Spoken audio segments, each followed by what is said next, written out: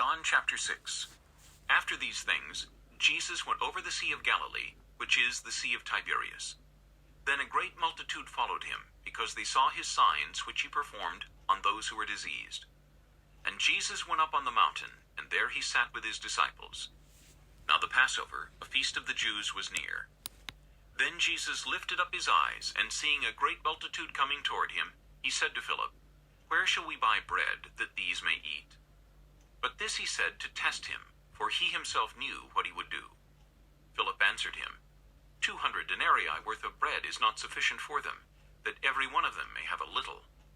One of his disciples, Andrew, Simon Peter's brother, said to him, "There is a lad here who has 5 barley loaves and 2 small fish, but what are they among so many?"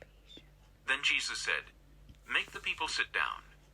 Now there was much grass in the place, so the men sat down, in number about 5,000.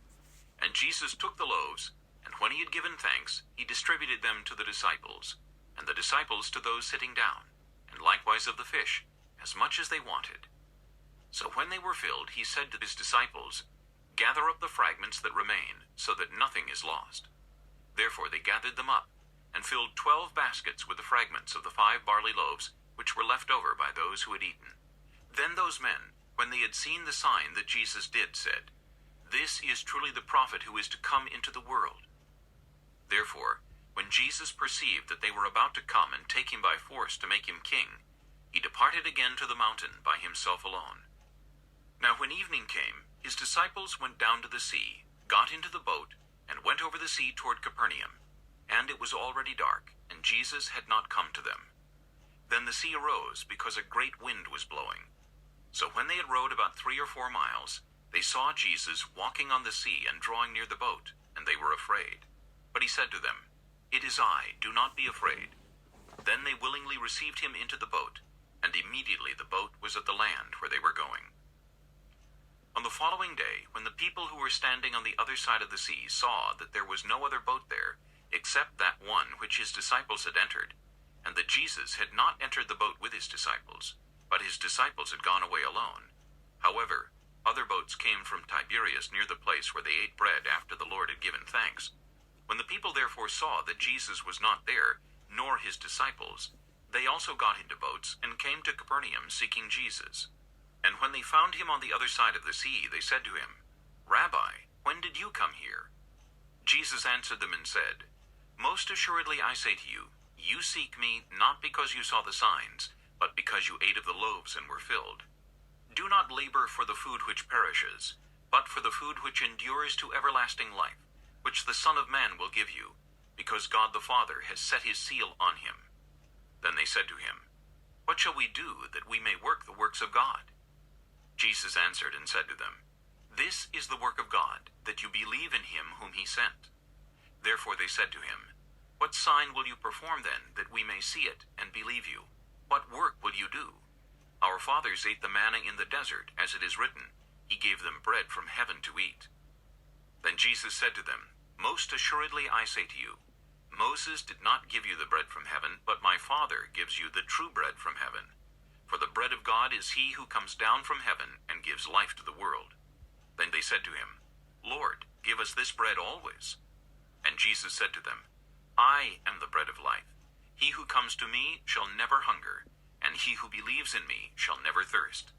But I said to you that you have seen me and yet do not believe. All that the Father gives me will come to me, and the one who comes to me I will by no means cast out. For I have come down from heaven, not to do my own will, but the will of him who sent me.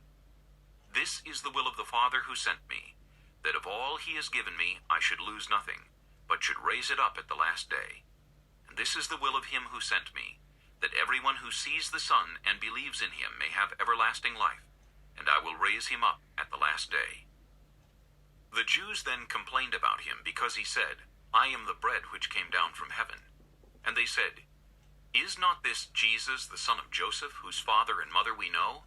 How is it then that he says, 'I have come down from heaven'?" Jesus therefore answered and said to them, "Do not murmur among yourselves. No one can come to me unless the Father who sent me draws him, and I will raise him up at the last day. It is written in the prophets, and they shall all be taught by God. Therefore everyone who has heard and learned from the Father comes to me. Not that anyone has seen the Father, except he who is from God. He has seen the Father. Most assuredly I say to you, he who believes in me has everlasting life. I am the bread of life. Your fathers ate the manna in the wilderness and are dead. This is the bread which comes down from heaven, that one may eat of it and not die. I am the living bread which came down from heaven. If anyone eats of this bread, he will live forever, and the bread that I shall give is my flesh, which I shall give for the life of the world. The Jews therefore quarreled among themselves, saying, How can this man give us his flesh to eat? Then Jesus said to them, Most assuredly I say to you, unless you eat the flesh of the Son of Man and drink his blood, you have no life in you. Whoever eats my flesh and drinks my blood has eternal life, and I will raise him up at the last day. For my flesh is food indeed, and my blood is drink indeed. He who eats my flesh and drinks my blood abides in me, and I in him. As the living Father sent me, and I live because of the Father, so he who feeds on me will live because of me. This is the bread which came down from heaven, not as your fathers ate the manna, and are dead. He who eats this bread will live forever. These things he said in the synagogue, as he taught in Capernaum. Therefore many of his disciples, when they heard this, said, This is a hard saying, who can understand it? When Jesus knew in himself that his disciples complained about this, he said to them, Does this offend you? What then, if you should see the Son of Man ascend where he was before? It is the Spirit who gives life. The flesh profits nothing. The words that I speak to you are spirit, and they are life. But there are some of you who do not believe. For Jesus knew from the beginning who they were who did not believe, and who would betray him. And he said, Therefore I have said to you that no one can come to me unless it has been granted to him by my Father. From that time, many of his disciples went back and walked with him no more. Then Jesus said to the 12, Do you also want to go away? But Simon Peter answered him, Lord, to whom shall we go? You have the words of eternal life. Also we have come to believe and know that you are the Christ, the Son of the living God. Jesus answered them, Did I not choose you, the 12, and one of you is a devil? He spoke of Judas Iscariot, the son of Simon, for it was he who would betray him, being one of the 12.